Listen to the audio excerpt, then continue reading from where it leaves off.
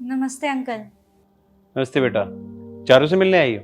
जी uncle, वो मैंने सुना कि चारू अचानक यहाँ आ गई, तो बस मैं उससे मिलने के लिए आ गई यहाँ। आ तो गई है और कह रही है कि वापस नहीं जाएगी। तू जा समझा उसे। जी अंकल। मैंने बोला ना मैं घर नहीं आऊंगी। मैं नहीं आऊंगी घर। मेरे को बार बार परेशान मत करो। तुम्हें जिससे बात कर रही हो तुम मुझसे करो, पर मुझसे मत करो। बाय।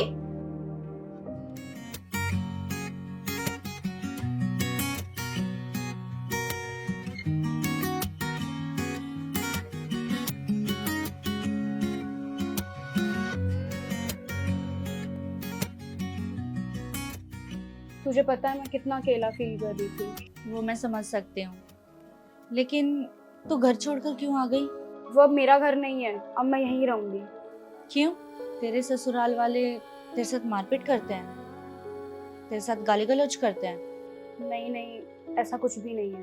तो तेरे हस्बैंड की बुरी आदतें हैं, जैसे दारू पीना, मारपीट करना?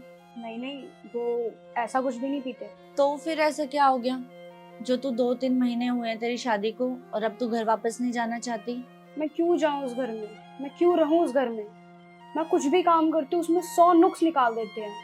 बस यही सुनने को मिलता है कि अपने मायके से यही सीख के आई है। अरे यार चारू, शुरुआत में हर ससुराल वाले ऐसे ही तो करते हैं। तू ना उसका ज्यादा पक्ष मत ले। वैसे तो मेरे ससुराल वाले बड़े मॉडल बनते हैं, और मैं घर से कदम क्या निकाल दूं 10 सवाल पूछने लग जाते कि कहाँ जा रही है, क्यों जा रही है, किसके पास जा रही है, किससे मिलने जा रही है। हर एक चीज जाननी होती है उन्हें। तो बता दिया करना। अरे मैं क्यों बताऊं? मैं इन्हीं सब चीजों से बचने के लिए मैंने एक मॉडल लड़के से शादी करी थी, पर मेरी किस्मत देख। खैर छोड़, तू शॉपिंग करने गई थी क्या? हाँ, वो मुझे पता चला कि तू शादी के बाद पहली बार घर पर आई है, तो फिर मैं मॉल चली गई थी। तेरे लिए सैंडल्स लेकर आई हूँ, ये देख।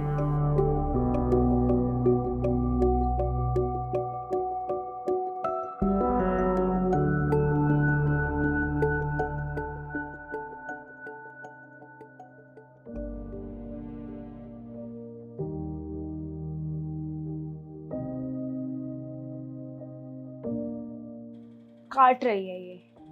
अभी नई नई है ना, इसलिए। थोड़ा चल के देख।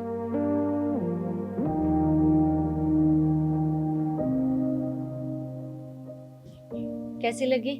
बहुत अच्छी। पर तुझे तो काट रही थी। शुरू में तो सैंडल काटती है ना, नहीं है ना? और जो तू लड़खड़ाई वो? लड़खड़ाई पर संभल भी तो गई, और इससे मेरा कद भी बढ़ गया, और इतना एडजस्ट तो मैं कर ही सकती हूँ। तो थोड़ा एडजस्ट ससुराल वालों के साथ भी कर ले। मतलब ये कि हमारी शादी भी सैंडल की तरह होती है। शुरुआत में हमें लाइफ में चीज़ें चुभती हैं, लेकिन धीरे धीरे वो चुभन कहाँ ख़त्म हो जाती है हमें पता ही नहीं चलता।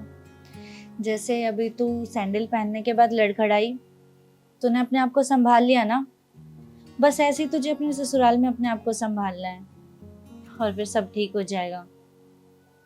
देख, मुझे बहुत अच्छे से पता है कि अंकल और भैया तेरा पूरा साथ देंगे, लेकिन तू खुद भी तो सोच कि वो तेरा साथ कब तक देंगे।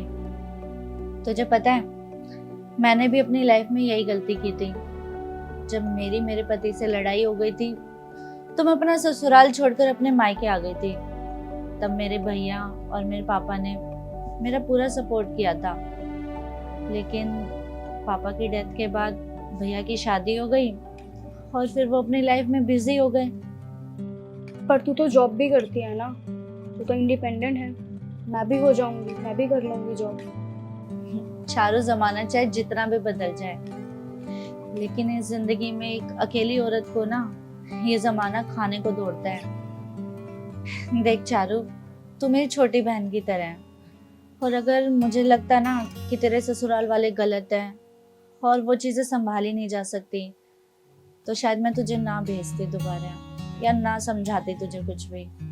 लेकिन मुझे जहाँ तक लगता है कि उनकी इतनी गलती नहीं है, और तू संभाल लेगी सब कुछ।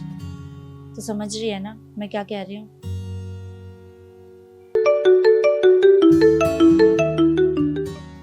उठा।